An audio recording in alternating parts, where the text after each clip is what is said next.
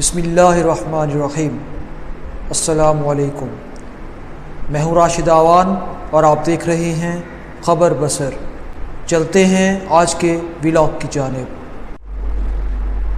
میڈا دین بھی تو، ایمان بھی تو، میڈی جند بھی تو، جند جان بھی تو، میڈی حج زکاتاں خیر خراتاں، مصحف تے قرآن بھی تو۔ استغفر اللہ۔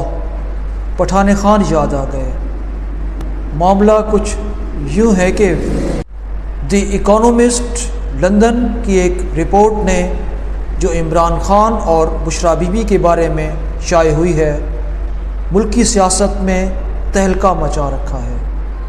اس کے مطابق عمران خان مکمل طور پر بشریٰ بی بی کے کنٹرول میں تھے اور بشریٰ بی بی جادو ٹونے اور روحانیات سے انہیں تمام فیصلوں میں اپنی رائے تھوپنے پر مجبور کرتی تھیں۔ اس کے بارے میں ایک رپورٹ بہت جلد خبر بصر پر اپلوڈ کر دی جائے گی۔ 5 ادویات ساز کمپنیاں پاکستان چھوڑ کر جا چکیں۔ یہ بات وزیر صحت مصطفیٰ کمال نے قومی اسمبلی میں جمع کرائی ایک رپورٹ میں پیش کی ہے۔ ان کا کہنا تھا کہ 5 بڑی ادویات ساز کمپنیاں پاکستان میں اپنا کاروبار فروخت کر چکی ہیں اور ان کی کمپنیاں اب دوسرے مقامی مالکان چلا رہے ہیں۔ ان کمپنیوں میں ICI پاکستان، نوورٹس، بائر، سینوفی ایونٹس اور فائزر شامل ہیں۔ ان کا کہنا تھا یہ کمپنیاں اپنا کاروبار جاری رکھے ہوئے ہیں تاکہ مقامی مارکیٹ میں دوائیوں کی قلت نہ ہو سکے۔ حیدرآباد میں پٹاخوں کی ایک فیکٹری میں زوردار دھماکے، 6 افراد جاں بحق۔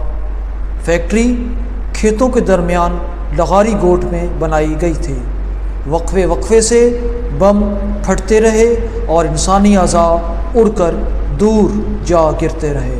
فیکٹری میں دیسی ساختہ بم بنائے جاتے تھے جو شادی بیاہ، تقریبات اور شب برات کے موقع پر استعمال ہوتے تھے۔ مقامی لوگ اپنی مدد آپ کے تحت پہنچ گئے اور زخمیوں کو ایمبولینس نہ ہونے کی وجہ سے پولیس موبائلوں میں پٹھائی ہسپتال منتقل کیا۔ 2/3 اکثریت سے 27ویں ترمیم کی منظوری کے بعد PTI کی مشکلات میں اضافہ۔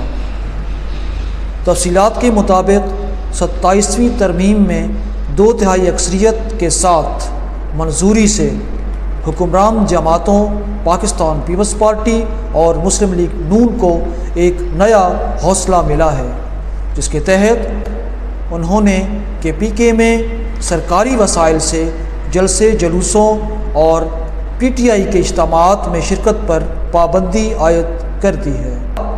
اس کے علاوہ علیمہ خان کے نام جائیدادوں کی تفصیل بھی طلب کر لی گئی ہے۔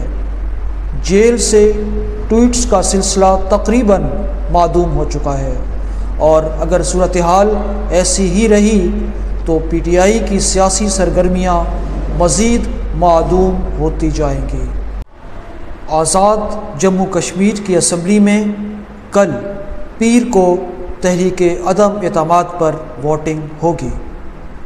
یہ ووٹنگ راجہ انوار الحق کے خلاف ہے، جبکہ کامیاب ہونے کی صورت میں فیصل ممتاز راٹھور نئے وزیر اعظم آزاد کشمیر ہوں گے۔